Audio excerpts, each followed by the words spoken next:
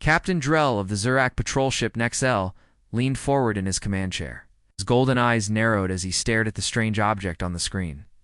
There, he said, pointing. Unmarked ship. No signal. No ID code. The crew turned.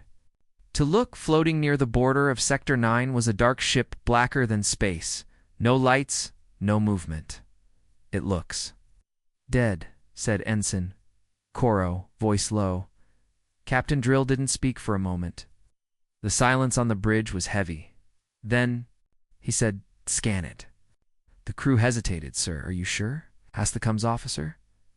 "We don't know what that is." "I gave you an order," Drell replied. A low hum filled the ship as the scanners powered up. The Nexel's advanced sensors reached out. Touching the strange vessel, that's when everything went wrong. The ship's lights flickered. The engines coughed and stalled. Warning lights turned red across the control board. Systems failing. Someone shouted. Captain Drell jumped to his feet. "Shut down the scan. It's not stopping," yelled Koro. "It's scanning us back." The dark ship, once silent, now pulsed with a deep red glow. It wasn't natural light, it looked like it came from inside the metal. It's like something inside had just woken up. Then the scream came. It wasn't from the crew. It came from the speakers. A long, broken human scream, distorted, full of pain and rage. The sound hit everyone like a blade. The crew clutched their ears. Some collapsed, and then the bridge went black. When the lights returned, only 5 crew members were still standing. The others were unconscious, or worse. What was that?" whispered Koro, shaking. On the main screen, words appeared in blood-red letters. "You looked inside? Now we look back." The message repeated 3 times, then disappeared. Captain Drell stared in horror. "Get us out of here." But the engines wouldn't start. The ship was frozen in space, and the strange black vessel, it had moved. It was now facing them. "We didn't see it move," said Koro, voice shaking. "It was just ... there." The temperature dropped. Frost crept across the windows. And then something hit the hull. Soft sound, like footsteps. "No life forms outside," the scanner officer said. Then they heard it again, closer. Step. Step. Step. From the walls, from inside. "Arm yourselves," Drell ordered. Weapons were drawn. The ship's backup lights turned on them, flickering. Shadows stretched long across the metal floors. Then they saw it. A shape. Humanoid. Tall. Thin. Standing at the end of the hallway, it didn't move. But the lights dimmed further. The shape vanished. "Where did it go?" Koro asked, breathing fast. Silence. Then the shape appeared again, this time behind them. One crew member screamed as the shape touched him. He dropped. His skin was covered in strange markings, letters, not alien. Human.Koro backed away, shaking. "Captain, this isn't a ship." Drell turned slowly. "What is it then?" Koro's eyes were wide. "It's a warning." Back on the nearby Zurak border station, the Nexel's emergency beacon was received, but the ship's location data was wrong. It placed the vessel in 17 places at once. Command tried to make sense of the readings. They sent another scout. Ship. That scout found only floating wreckage and one survivor, Captain Drell. He was found drifting in an escape pod. Silent, eyes open, but he did not blink. He spoke only once. Just before being taken away by the medics, they opened the door, he said. "Who?" they asked. He looked up, and his voice turned to a whisper. "The humans." Then he laughed, and didn't stop. Captain Drell sat in a cold metal room on Zurak Station. The lights were dim, and the walls were soundproof. 2 guards stood outside. Inside, he sat perfectly still as open, but staring at nothing. He hadn't spoken since the rescue until today. Dr. Kella, a mind specialist, entered the room. She was small, soft-spoken, and had worked with war veterans before. But nothing prepared her for this. She sat across from Drell. "Captain," she said gently, "do you know where you are?" Drell blinked. Slowly he nodded. You were found alone, she continued. Can you tell me what happened on your ship? Silence. Then, for the first time in days, Drell spoke. It watched us. Kella leaned forward. The ship, he shook his head. No. What was inside it? Kella frowned. Inside? Drell's hand trembled.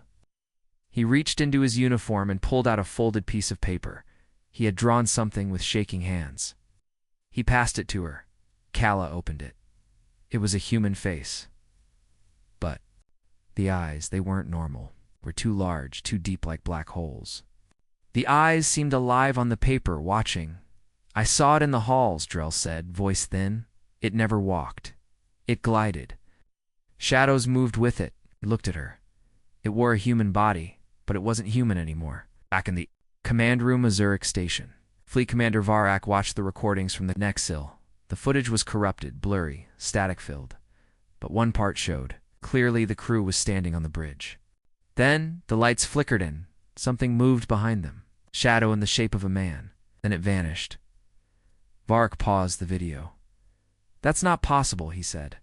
No one was behind them. His officer looked pale. Sir, the scanners say no life forms were detected on the ship. None. Varak ordered the video enhanced. The shadow came into view again, but now it had eyes, the same black human eyes Drell had drawn. Later that night, Dr. Kella returned to Drell's cell. He was staring at the wall, humming a tune she didn't recognize. Old, broken, she sat down. Captain, what did you mean when you said it watched us? He didn't respond. Instead, he whispered a name. Project Hollowstar. Keela froze. She had never heard that name before. What is Project Hollowstar? She asked. Dr. Al smiled. It was the last thing Earth made before they vanished. Meanwhile, in deep space, another Zurich scout ship found something floating, a small black box with human markings. They brought it back, against orders. The science team scanned it. The lights dimmed. The lead scientist clutched his head. He saw flashes of images, not from his mind. Earth cities, long dead. Human warships with hulls of bone and metal. And a symbol burned into his thoughts. Hollow star. He screamed until he passed out. The box opened on its own. Inside was a human recording. A voice, calm and cold, spoke. To those who seek knowledge from what is lost, know this. We left one. Ship behind?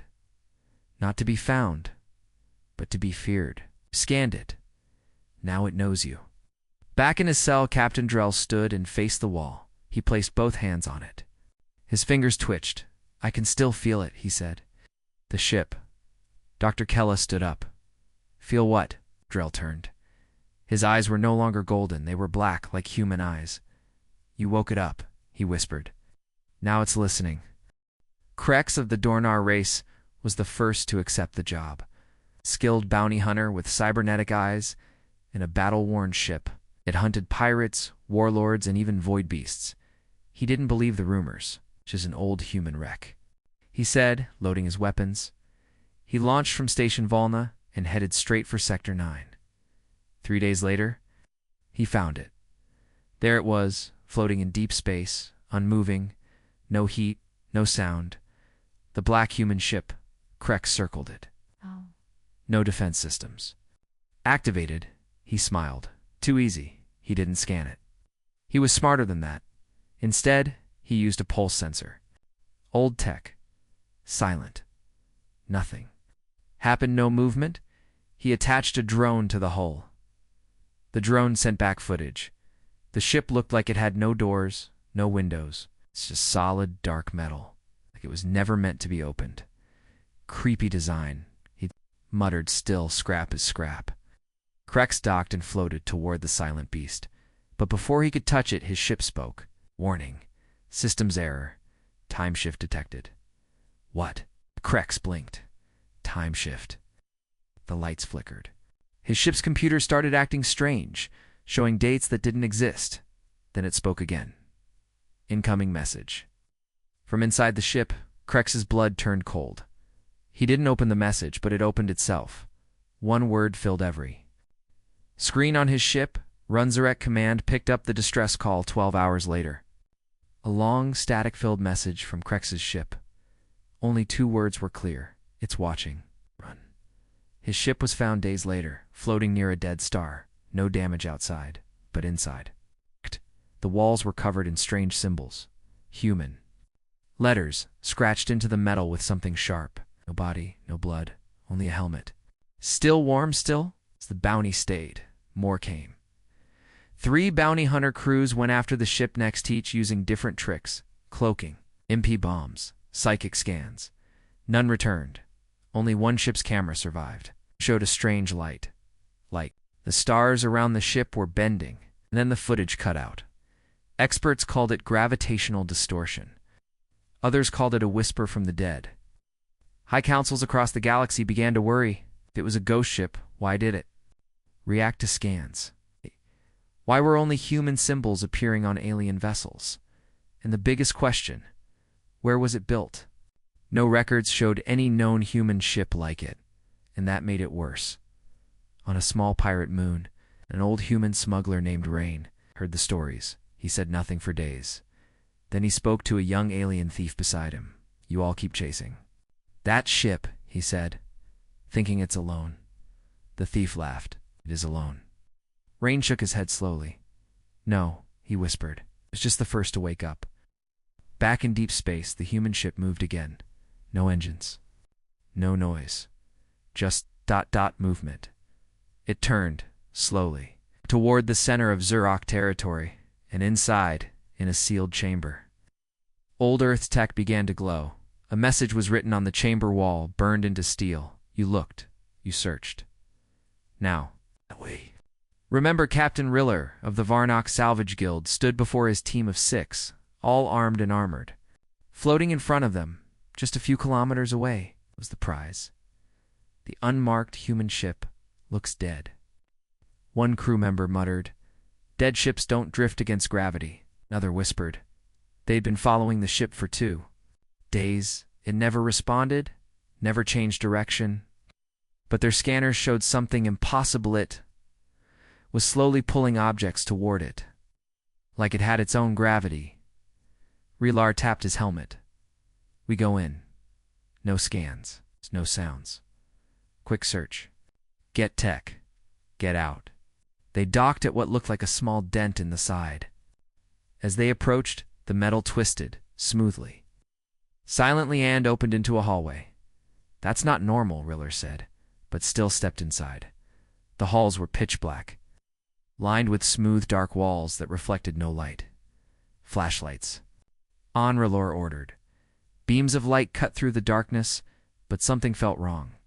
The lights didn't go far. It was like the darkness swallowed them after a few meters. Where are the doors? Someone asked. There were none, just long, empty corridors. Then the walls changed. Letters started to appear scratched in metal. Human. Language. Riller stopped. How can this be here? The humans died out. Centuries ago.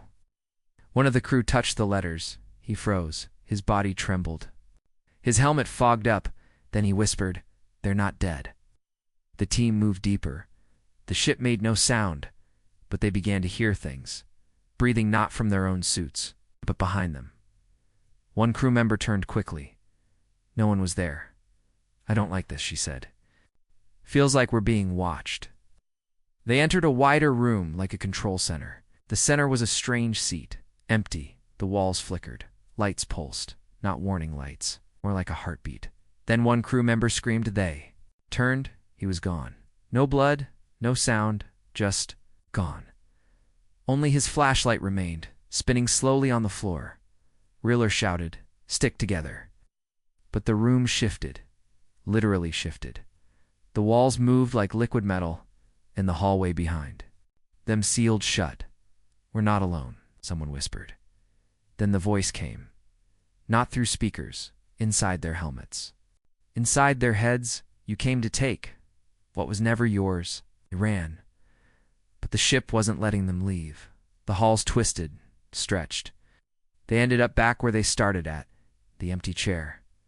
But now someone was in it, a human figure. face, hidden by shadow and movie. The lights flickered again. Now it was standing. "Who are you?" Rilar shouted. No answer. One crew member fired a plasma shot. The shot passed through the figure, hitting the wall, but the wall didn't take damage. The wall bled. Dark red liquid oozed out. Everyone screamed. The lights went out. Only Rilar's helmet cam survived. Zurak Command watched the footage later. 6 crew members entered. Only 5 heartbeats were tracked halfway through. Only 1 remained after. 8 minutes? The last image? Rilar, running toward the exit, but the door was sealed. Behind him, the human figure walked slowly, not running, not chasing, just walking. And as Rilar turned to fight, the camera went dark.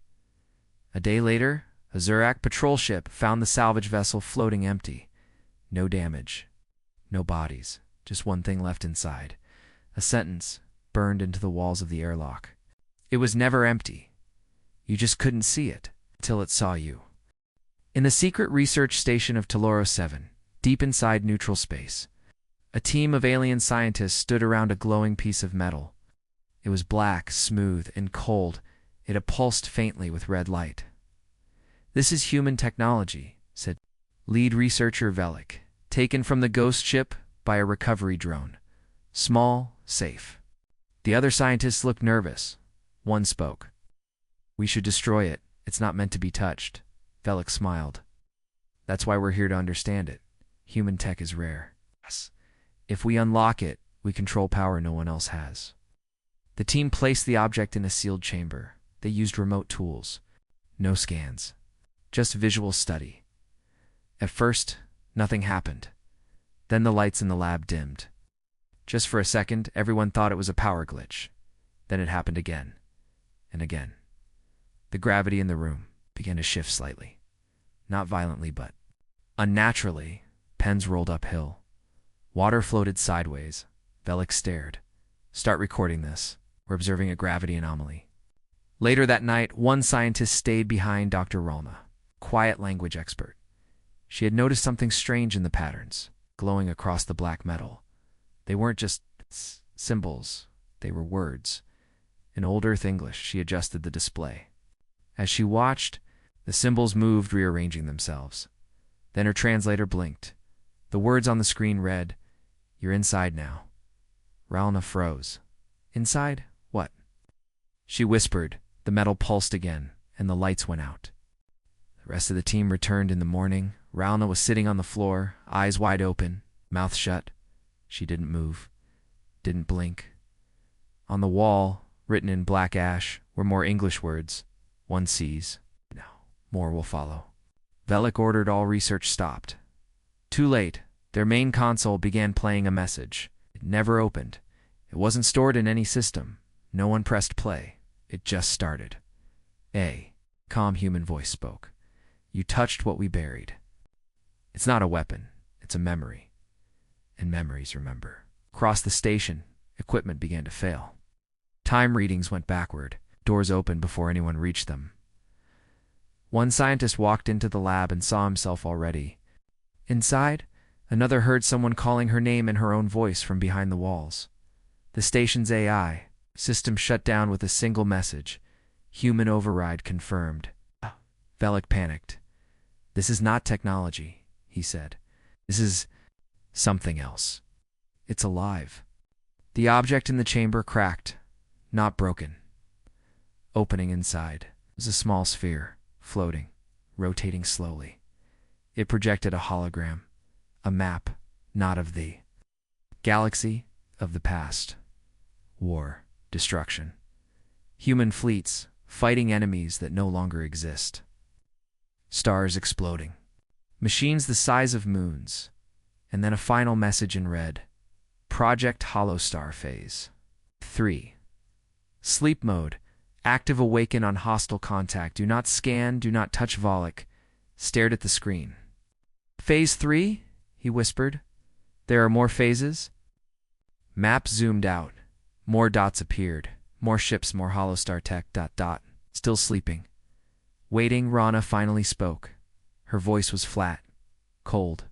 "They left pieces behind. Traps. Warnings. Velik turned to her. Who? The humans. She shook her head slowly. No, the other humans. The screen glowed one last time. A final message appeared. You triggered the signal. They are coming home. The Galactic Empire had seen enough. 1.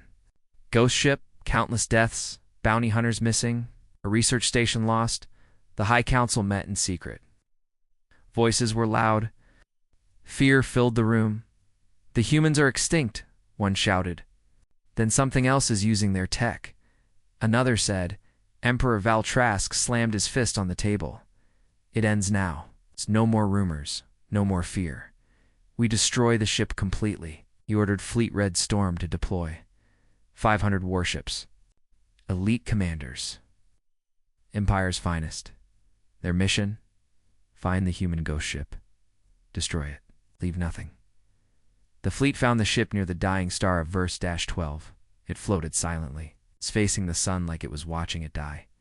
The human ship didn't move. Didn't power weapons. Didn't raise shields. It just waited. Fleet Commander Jarn stood on the bridge of the lead battleship. Begin fire sequence, he said. Sir, should we hail it first? An officer asked. No, Jarn said. It doesn't deserve a warning. 500 ships, locked on lasers. Plasma, torpedoes. They fired. The blast lit up space. The dying sun seemed to flicker from the light when the smoke cleared. The human ship was still there. No damage, no response, not even a scratch. Jarn's eyes widened. Impossible. Then something strange happened. One ship dashed destroyed, not attacked. It imploded, as if crushed from the inside. No warning, no weapon fired. Then another, then 5 more. Screams filled the communication lines. Something's in our systems. Weapons turning on their own. My crew is vanishing. Back on Jarn's ship, lights flickered. The AI shut down. The doors locked. Then came a sound. Not static. Music. Old Earth music. Soft. Calm. A piano. Playing inside every ship. Then a human voice whispered across every channel. You fired first. We just remembered how to respond. Ships exploded silently. In the vacuum, others vanished, no trace, no wreckage. Jarn tried to escape. He turned his ship away, but the stars in front of him bent unnaturally. A shadow appeared on his bridge. Human shape. Not solid.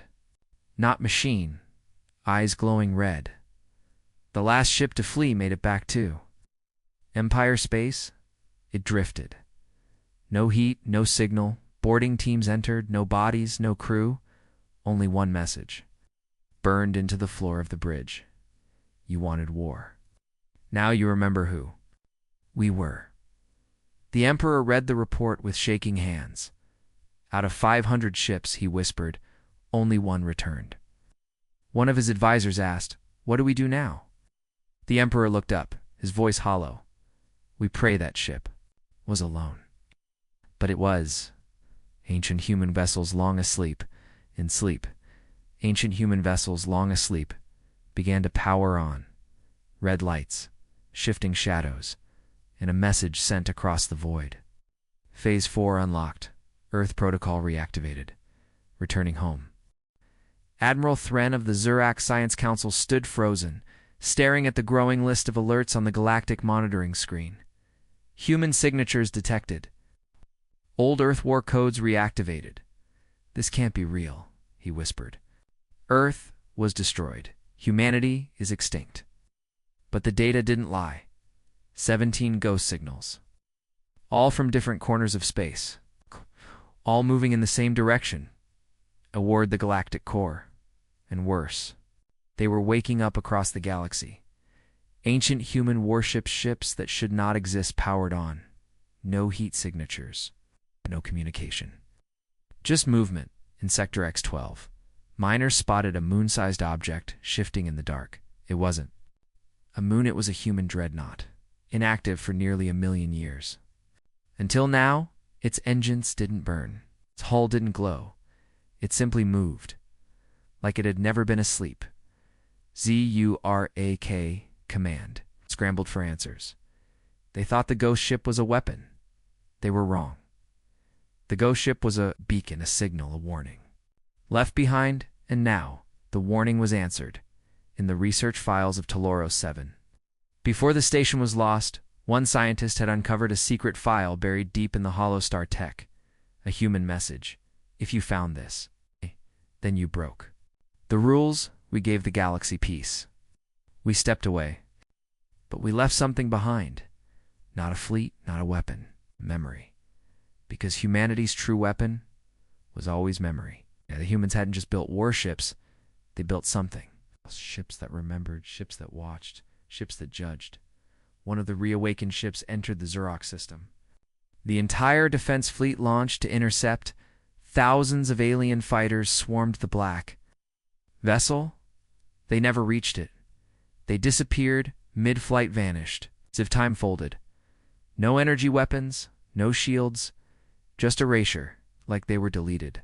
From reality, the ship continued forward, untouched, and inside, deep in its core, a human AI opened its eyes. Judgment denied. Protocol return initiated. On distant world Halaz Prime, captured piece of hollow star metal began to vibrate. An alien child touched it before the scientists could react. He spoke words no one taught him. Ancient Earth words. They're coming home now, 'cause you wouldn't. Stop looking. At a hidden Empire base, a desperate message was sent to every known species. Do not follow the human ships. Do not scan them. They do not respond to threats. They respond to curiosity. And now, they remember us all. In the center of the galaxy, space itself seemed to twist. A massive circular formation appeared built from stone and metal, stars. In silence, an ancient gate, the ships were heading toward it, not to invade, not to fight, but to return to whatever was left of humanity's origin.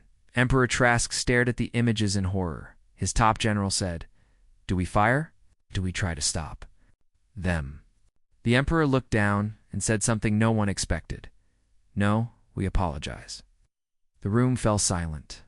He whispered again, "We broke the rule. We woke them." The truth was now clear. Humanity's greatest weapon wasn't strength. Ships wasn't firepower. It was patience.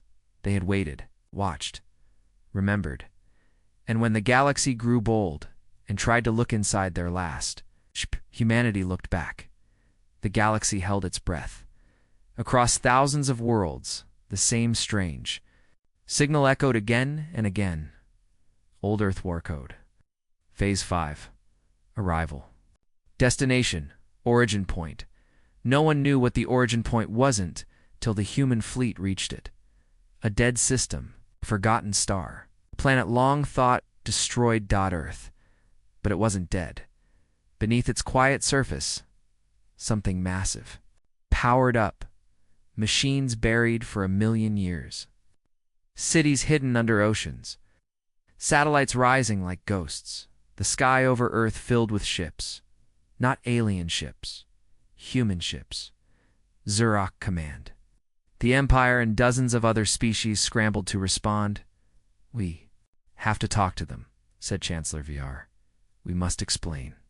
"But how do you explain a scan?" another alien asked. "How do you explain a galaxy that couldn't stop looking where it was told not to?" The first message from the reawakened human fleet came not in sound, but in light, a pulse of data. Millions of lines of code sent to every species. It was not a declaration of war, it was a reminder. You scanned us. You studied our silence. You wondered why we left. You forgot to ask if we could come back. Now you know. Fleet Commander Sorrow of the Xerox watched from orbit as one of the human ships entered his system. No weapons. Drawn, just watching. He opened a channel, tried to speak, but his voice caught in his throat. The human ship replied first, a voice clear and calm. "Observation complete. We remember everything. We remember who scanned us, who chased us, tried to dissect what should have been left alone. And we remember. Who warned you?" Then something unexpected happened. across many systems. The human ships didn't attack. They didn't destroy. They simply stopped above capitals, trade routes, military bases, and waited, watching, listening, as if asking one final question. Do you understand now? Some species fired in fear. Their ships vanished. No debris, no signals, just gone. On Earth's surface, deep under the old mountain range once called the Rockies, a human figure stood before a screen. She wore armor not seen in the galaxy for eons. Her eyes were silver. She was not fully human. She was built from memory on AI, the last commander of Earth's final defense protocol. Behind her, rows of other figures stood in silence. Not troops, not clones, but echoes, stored minds, ancient leaders.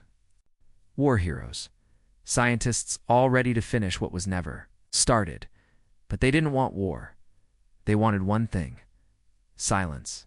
The same silence humanity had given the galaxy for 1,000,000 years, until that silence was broken. At last, a united message was sent from the alien alliance. They begged for peace. They offered surrender. They sent knowledge. Gifts, DNA technology. The human ships didn't answer, but they didn't fire either. Instead, the fleet turned back toward Earth. Then one final message was sent across every star system. This is not revenge. This is not war. This is memory. Next time when you see a dark ship drifting, don't scan it. Don't chase it. Let it drift.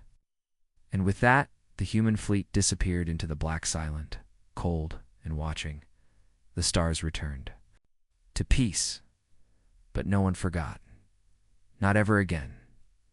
Because now the galaxy knew the truth. Scanning a human ship isn't curiosity. It's an invitation to meet something that remembers the end.